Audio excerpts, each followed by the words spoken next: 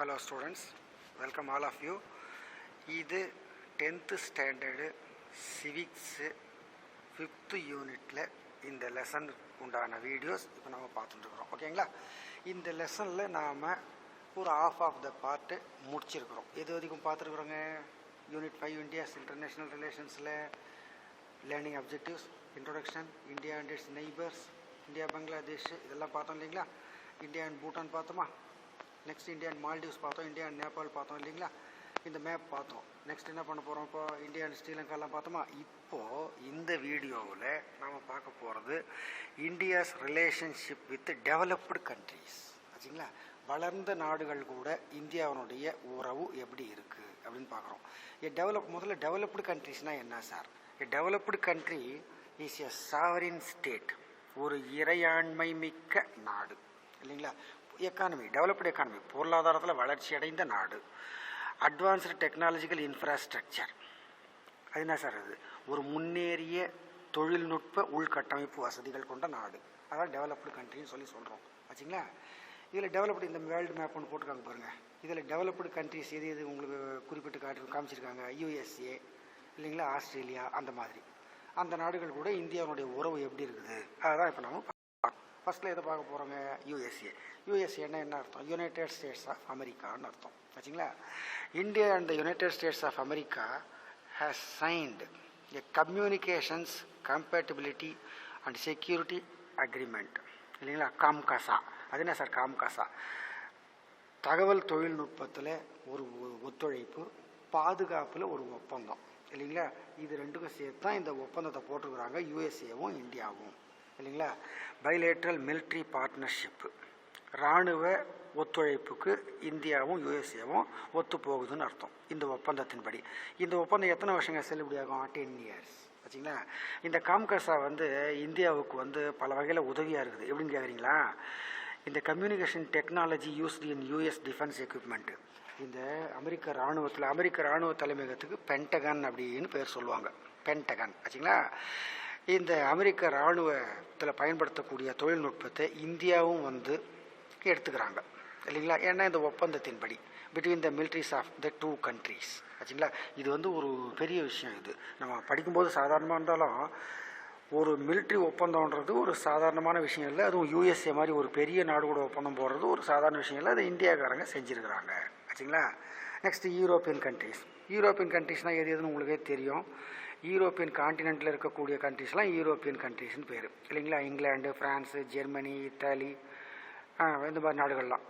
சரி, there has been a significant progress in all areas, particularly in growing cooperation and exchanges include defence, counter terrorism, nuclear energy and space. European countries கூட India எந்தெந்த விஷயங்களில் ஒப்பந்தம் ஒத்து போகுதுன்னு கேட்டிங்கனாக்கா, defence பாதுகாப்பு, பயங்கரவாதத்துக்கு எதிரான ஒரு தன்மை, அணுசக்தி, அப்புறம் விண்வெளி ஆராய்ச்சி, இதிலெல்லாம் யூரோப்பியன் கண்ட்ரிஸ் கூட இந்தியா ஒத்து போகுதுன்னு சொல்லி பார்க்குறோம். French space launch pads are used by ஐஎஸ்ஆர்ஓங்கிறது இந்தியன் ஸ்பேஸ் ரிசர்ச் ஆர்கனைசேஷன் இல்லைங்களா? இந்திய விண்வெளி ஆராய்ச்சி நிறுவனம் ஃப்ரெஞ்சினுடைய ஸ்பேஸ் லான்ச்சை இவங்க பயன்படுத்திக்கிறாங்க இல்லைங்களா? செயற்கைக்கோள் அனுப்புறதுக்கு ஐஎஸ்ஆர்ஓக்காரங்க. India and France are cooperating on developing smart cities Chandigarh, Nagpur and Puducherry. இந்தியாவில் இருக்கக்கூடிய சண்டிகார், நாக்பூர், நம்ம பக்கத்தில் இருக்கிற புதுச்சேரி, இதெல்லாம் ஸ்மார்ட் சிட்டி, செறிவுறு நகரம்.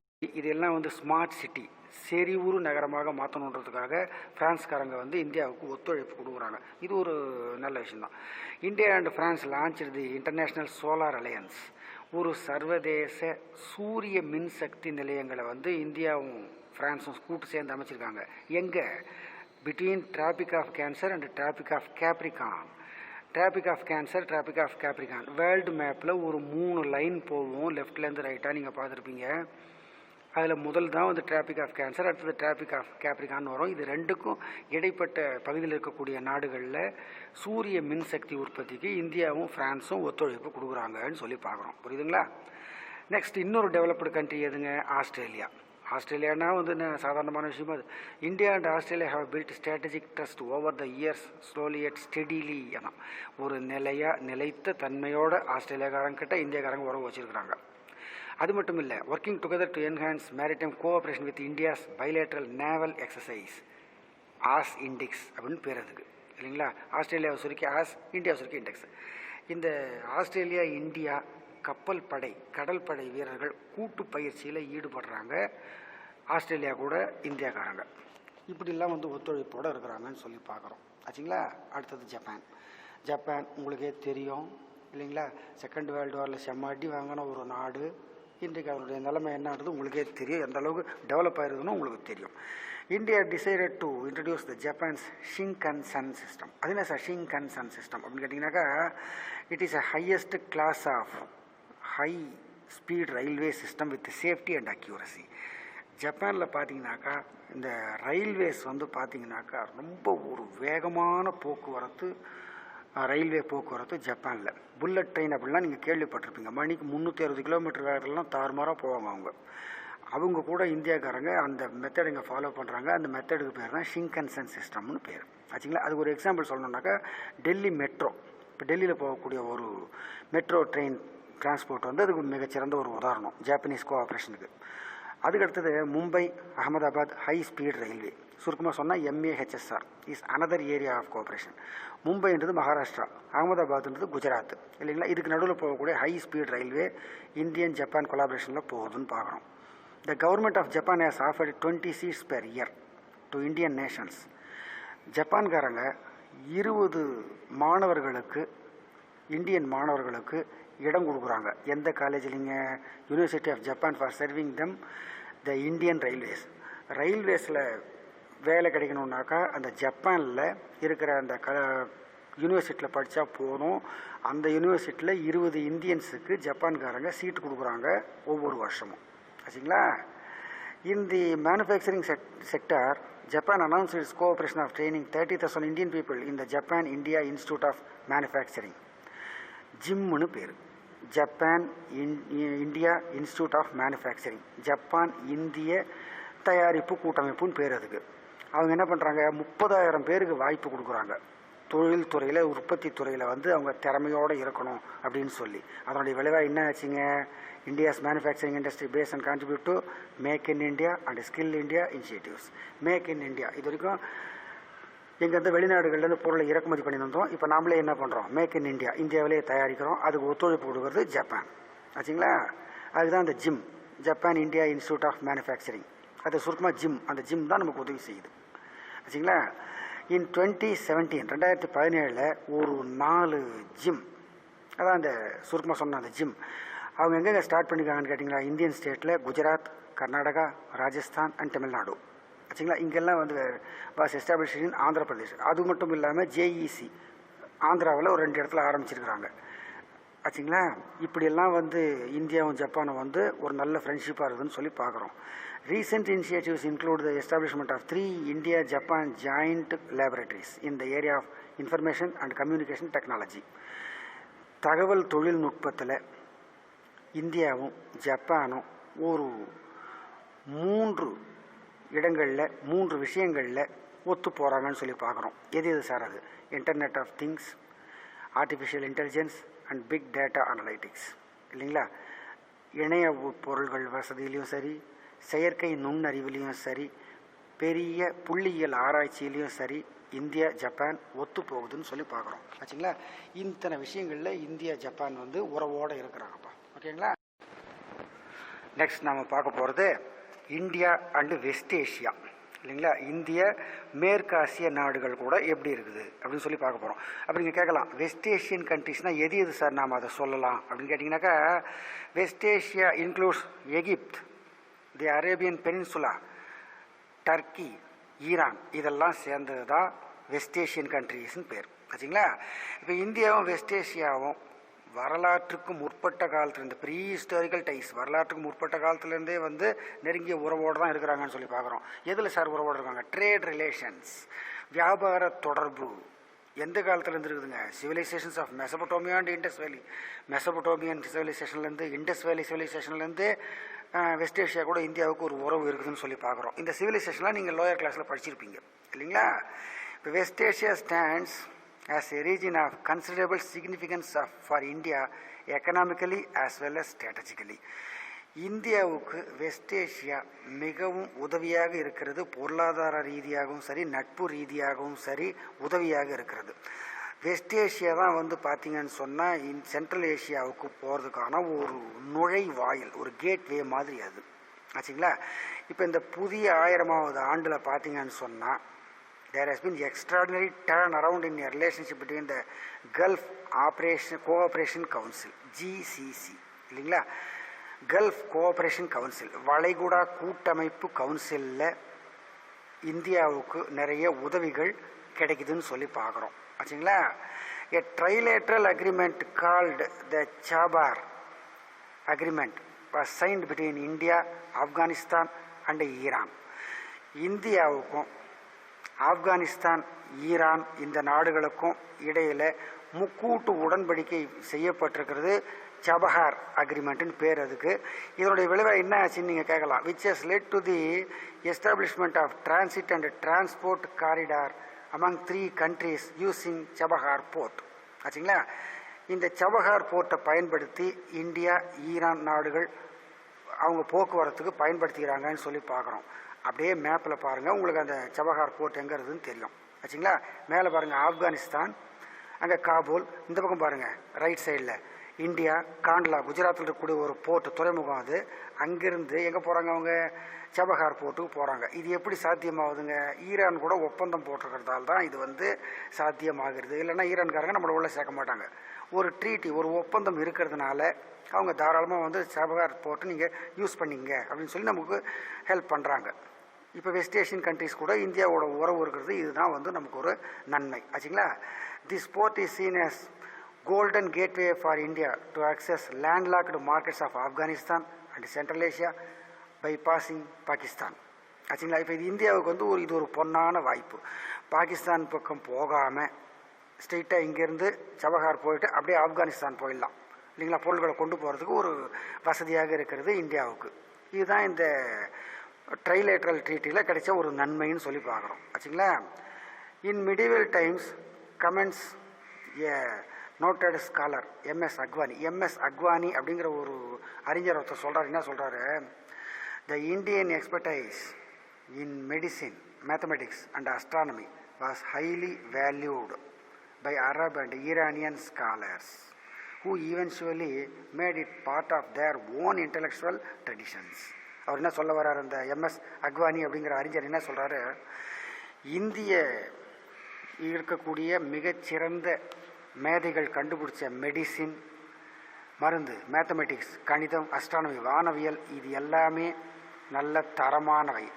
இதை அரேபியாவும் ஈரானியன் அறிஞர்களும் கொஞ்சம் கொஞ்சமாக அவர்கள் தங்களுடையதாக ஆக்கி கொண்டார்கள், எடுத்துக்கொண்டார்கள் அப்படின்னு அந்த ஸ்காலர் எம்எஸ் அக்வானி அப்படிங்கிறவர் வந்து சொல்கிறாருன்னு சொல்லி பார்க்குறோம் ஆச்சுங்களா. அப்போ எந்த அளவுக்கு வந்து இந்தியன் எக்ஸ்பர்ட்ஸ் இருந்திருப்பாங்க பாருங்கள் ஆச்சுங்களா. இதிலெல்லாம் வந்து மெடிசனில், மேத்தமெட்டிக்ஸில், அஸ்ட்ரானமியில் மிக சிறந்த எக்ஸ்பர்ட்ஸ் இந்தியாவில் இருந்திருக்கிறாங்கன்னு தெரியுது. ஓகேங்களா. Next India and international organisations. India ஒரு சர்வதேச அமைப்புகள் கூட எப்படி உறவாட இருக்கிறாங்க, எப்படி ரிலேஷன்ஷிப் எப்படி இருக்குன்னு சொல்லி பார்க்க போகிறோம் ஆச்சுங்களா. India is a potential super power and has a growing international influence all around the world. ஒரு உலக அளவில் வளர்ந்து கொண்டிருக்கக்கூடிய நாடுகளில் ஒரு மிகச்சிறந்த ஒரு சக்தி வாய்ந்த நாடாக இந்தியா இருக்கிறது ஆச்சுங்களா. அதில் ஒன்றும் டவுட் இல்லை நமக்கு. India has a great history of collaboration with several countries. India வந்து பார்த்திங்கனாக்கா வரலாற்று காலமாக, நீண்ட நெடுங்காலமாக எத்தனையோ நாடுகள் கூட நட்புறவோடு இருந்து வருதுன்னு சொல்லி பார்க்குறோம் நாம் இல்லைங்களா. It has acted as prominent member of several international organisations. சர்வதேச அமைப்புகளில் வந்து இந்தியாவுடைய பங்கு ரொம்ப முக்கியமானது. அது மட்டும் இல்லை, has been a founding member of some. சில அமைப்புகளை வந்து இந்தியாவே தோற்றுவிச்சிருக்குதுன்னு சொல்லி பார்க்குறோம். India is a member of formal groupings like UNO, United Nations Organisation பேர், ஐக்கிய நாடுகள் சபையில் ஒரு மெம்பர். அப்புறம் நான் அலைன்டு மூமெண்ட்டு, அப்புறம் சார்க்கு, அப்புறம் G20 அண்ட் காமன்வெல்த்து. இத்தனை அமைப்பில் வந்து இந்தியா ஒரு மெம்பராக இருக்கிறது அப்படின்னு சொல்லி பார்க்குறோம் ஆச்சுங்களா. India has been extending a helping hand to the UNO. யூஎன்ஓங்கிறது ஒரு ஐக்கிய நாடுகள் சபை, சர்வதேச அமைப்பு அது. அந்த யூஎன்ஓவுக்கு இந்தியா தன்னாலான உதவிகளை செய்து வருகிறது. எந்தெந்த வகையிலிங்க? எண்டிங் மிலிட்ரி கான்ஃப்ளிக்ஸ், இராணுவ ரீதியான மோதல் எதுவும் ஏற்படாமல் பார்த்துக்கிறாங்க. ப்ரொமோட்டிங் பீஸ், சமாதானத்தை வந்து நிலைநாட்டுறாங்க. அண்டு ப்ராக்ரஸ், முன்னேற்றத்துக்கு உழைக்கிறாங்க. ஆச்சுங்களா. இந்த வகையில் வந்து இந்தியாவுக்கு யூஎன்ஓ வந்து பல வகையில் உதவியாக இருக்குதுன்னு சொல்லி பார்க்குறோம். அதுக்கடுத்தது பிரிக்ஸு. அது என்ன சார் பிரிக்ஸு? இந்த பிஆர்ஐசிஎஸ் இந்த 5 லெட்டர்ஸும் 5 கண்ட்ரீஸ் நேம்ஸோட first letters. B Brazil, R Russia, I India, C China, S South Africa. இது எல்லாம் ஒன்றா சேர்ந்தது தான் பிரிக்ஸ்ன்னு பேர். ஆச்சுங்களா. ஏன் ஒன்றா சேர்ந்தாங்க அவங்க?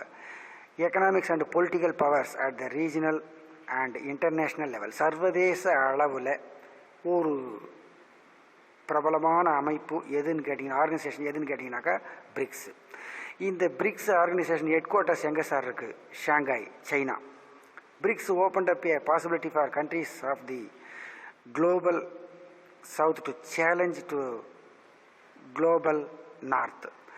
அதாவது வட நாடுகளுக்கு போட்டியாக இந்த தென் நாடுகளையும் கொஞ்சமாவது வந்து முன்னுக்கு கொண்டு வரணும் அப்படிங்கிறதுல இந்த பிரிக்ஸுக்கு ஒரு முக்கிய பங்கு உண்டு. India is an active member and this collaboration paves way for India to build its global profile. இந்தியாவும் இதில் வந்து ஒரு செயல்படக்கூடிய ஒரு உறுப்பினராக தான் இருக்குது இந்த கூட்டணியில். ஆச்சுங்களா. இதனுடைய விளைவாக இந்தியாவுடைய செல்வாக்கு உயர்ந்து வருகிறது அப்படின்னு சொல்லி பார்க்குறோம். ஆச்சுங்களா. Reason for the formation of BRICS. ஏன் சார் இந்த பிரிக்ஸை ஆரம்பித்தாங்க அப்படின்னு கேட்டிங்கனாக்கா, வேர்ல்டு பேங்க்குக்கும் ஐஎம்எஃப்க்கும், அது என்ன ஐஎம்எஃப்? இன்டர்நேஷ்னல் மானிட்டரி ஃபண்டுன்னு அர்த்தம், சர்வதேச நிதி அமைப்பு. வேர்ல்டு பேங்க்குக்கும் ஐஎம்எஃப்க்கும் ஒரு மாற்று சக்தியாக இருக்கணும் அப்படிங்கிறதுக்காக தான் இந்த பிரிக்ஸ் என்ற அமைப்பை அவங்க ஆரம்பித்தாங்க இந்த நாட்டுக்காரங்க. To provide self owned and self managed organisations, தானே சுயமாக மேனேஜ் பண்ணிக்கணும். பல பிரச்சனைகள் எது வந்தாலும், எது developmental and economic plans on its member nations, பொருளாதார ரீதியாகவும் சரி வளர்ச்சி அடைகிறதுலையும் சரி தானே சுய சார்போடு செய்யணும் அப்படிங்கிறதுக்காக தான் இந்த பிரிக்ஸ் அமைப்பை இந்த பிரிக்ஸ் நாடுகள் ஆரம்பித்தன அப்படின்னு சொல்லி பார்க்குறோம். India is actively engage in general economic diplomacy which is evident in the country being part of several economic coalitions as listed in the table below. இப்போ சொல்ல போகிற இந்த அட்டவணையில் இருக்கிறபடி இந்தியா பல்வேறு அமைப்புகளில் பல்வேறு குரூப்பில் மெம்பராக இருக்குது.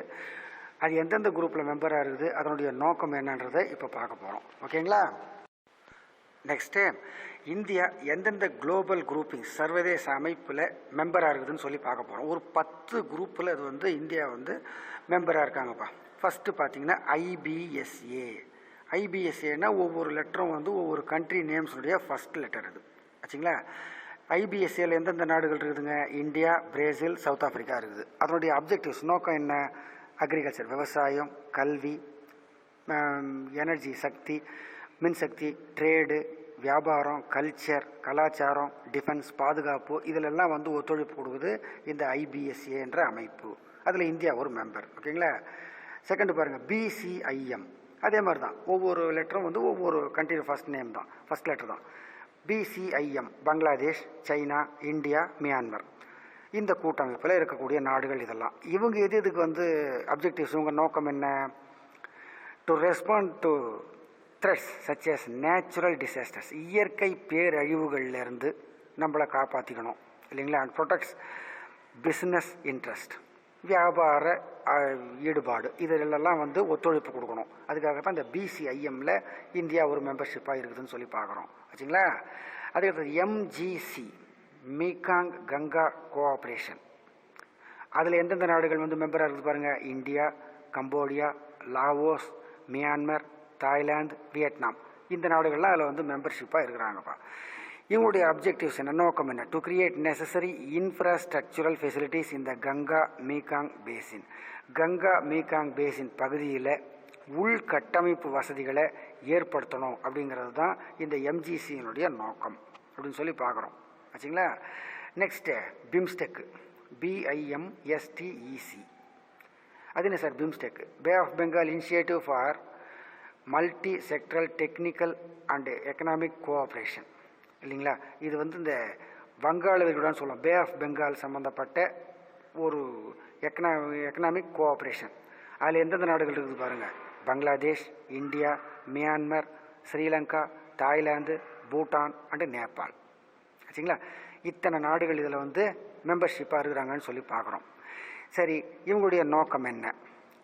To strengthen and improve the technological, economical cooperation, international trade, foreign direct investment cooperation. எது sir? strengthen and improve the technological, economic cooperation. தொழில்நுட்பம், பொருளாதார கூட்டமைப்பு, ஒத்துழைப்பு, ஆச்சுங்களா, சர்வதேச வணிகம், அது மட்டும் இல்லாமல் வெளிநாடுகளில் நேரடி முதலீடு, இதில் எல்லாம் ஒத்து போகணுங்கிறதுக்காக தான் இந்த பிம்ஸ்டெக்கு இருக்குதுன்னு சொல்லி பார்க்குறோம். நெக்ஸ்ட்டு என்ன பார்க்க போகிறோம்? ஆர்சிஇபி அது பார்க்க போகிறோம்பா. அது என்ன சார் ஆர்சிஇபின்னா? ரீஜனல் காம்ப்ரஹென்சிவ் எக்கனாமிக் பார்ட்னர்ஷிப், ஆச்சுங்களா, பகுதி வாரியான பொருளாதார கூட்டணின்னு அர்த்தம், ஒரு ஒத்துழைப்புன்னு அர்த்தம். அதில் எந்தெந்த நாடுகள் இருக்குது பாருங்கள்: Australia, Brunei, Cambodia, China, India, Indonesia, Japan, Korea, Laos, Malaysia, Myanmar, New Zealand, Philippines, Singapore, Thailand, Vietnam இருக்கிறதுலையே இந்த ஆர்சிஇபி தான் கொஞ்சம் அதிகமான கூட்டணியாக இருக்குது. சரி சார், இவங்களுடைய அப்ஜெக்டிவ் என்ன அப்படின்னு கேட்டிங்கனாக்கா, மியூச்சுவலி பெனிஃபிஷியல் அக்ரிமெண்ட், பரஸ்பரம் நன்மை தரக்கூடிய ஒப்பந்தங்கள். எதில் சார்? அது ட்ரேட் இன் குட்ஸ், பொருள்கள் வியாபாரத்தில், சர்வீஸ் சேவையில், முதலீட்டில், தொழில்நுட்ப ஒத்துழைப்பில், இன்னும் பல பிரச்சனைகளில் ஒத்து போகணும். இப்போ நான் சொன்ன இந்த நாடுகள்லாம் இதான் ஆர்சிஇபி, ஆச்சுங்களா. அதுக்கடுத்து இஏஎஸ், ஈஸ்ட் ஏஷியா சம்மிட், கிழக்கு ஆசிய கூட்டமைப்புன்னு பேர். அதுக்கு 10 Asian Nations plus 8 strategic partners including US, China, India, Japan. 10 ஆசிய நாடுகளுடைய கூட்டமைப்பு ப்ளஸ் இந்த 8 நாடுகள். அதில் இந்த யூஎஸ்னால் உங்களுக்கே தெரியும், United States of America, China, India, Japan, இவங்கெல்லாம் ஒன்றா சேர்ந்தது இந்த இஏஎஸ். இவங்களுடைய அப்ஜெக்டிவ் என்ன? To promote peace and stability, ஒரு சமாதானம், நிலைத்த தன்மையை உருவாக்கணும். இதுதான் அவங்களுடைய அப்ஜெக்டிவ்ஸ். அதுக்கடுத்தது ஜிசிசி, நம்ம ஏற்கனவே இது பார்த்துக்கிறோம், gulf cooperation council.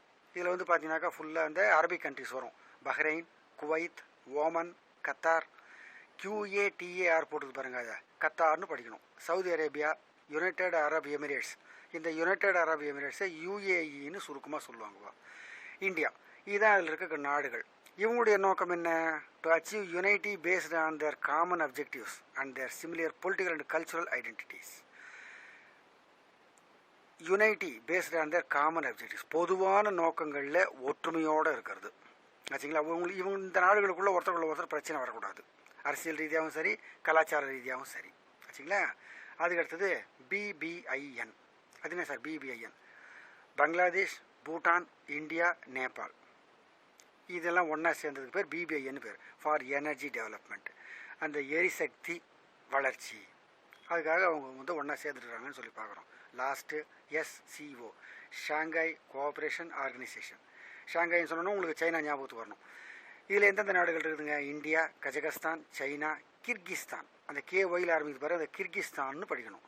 Pakistan, Russia, Tajikistan, Uzbekistan. இந்த தான்லாம் ஒரு காலத்தில் USSR ரஷ்யா கூட்டமைப்பில் இருந்த நாடுகள், தனியாக பிரிஞ்சு வந்த நாடுகள். அதெல்லாம் ஒரு காலத்தில் இந்த கிர்கிஸ்தான், தஜிகிஸ்தான், உஸ்பெகிஸ்தான்லாம், கஜகஸ்தான்லாம் ரஷ்ய கூட்டமைப்பில் இருந்த நாடுகள். இப்போ தனியாக பிரிஞ்சு வந்துருச்சு. சரி, இவங்களுடைய அப்ஜெக்டிவ் என்ன? ஃபார் செக்யூரிட்டி ரிலேட்டட் கன்சர்ன்ஸ், இவங்க பாதுகாப்பு தொடர்பாக, அதுக்கப்புறம் எல்லை பிரச்சனை தொடர்பாக, அதுக்கப்புறம் பயங்கரவாதத்துக்கு எதிராக இவங்கெல்லாம் ஒன்றாக சேர்ந்திருக்கிறார்கள் அப்படின்னு சொல்லி பார்க்குறோம்பா. ஸோ இத்தனை கூட்டமைப்பில் இந்தியா இருக்குதுன்னு சொல்லி பார்க்குறோம். ஓகேங்களா. இதோட இந்த லெசனில் இந்த பார்ட்டை நாம் முடிச்சுக்கிறோம். ஓகேங்களா. நெக்ஸ்ட் பார்ட்டு இந்த லெசனில் நம்ம எதை பார்க்க போகிறோம்னு கேட்டிங்கனாக்கா, அது வருது பாருங்கள், பிரிக்ஸு. நம்ம ஏற்கனவே பார்த்தோம் இல்லையா, BRICS, பிரிக்ஸு. இந்த பிரிக்ஸுலேருந்து நெக்ஸ்ட் வீடியோவில் நெக்ஸ்ட் கிளாஸில் நாம் பார்க்க போகிறோம். ஓகேங்களா. இது வரைக்கும் நடத்துனதில் ஏதாவது டவுட் இருந்தால் நீங்கள் தாராளமாக கேட்கலாம், சொல்கிறதுக்கு ரெடியாக இருக்கிறோம். ஓகேங்களா. நெக்ஸ்ட் கிளாஸில் இந்த பிரிக்ஸ்லேருந்து மீட் பண்ணுவோம். Okay, thank you.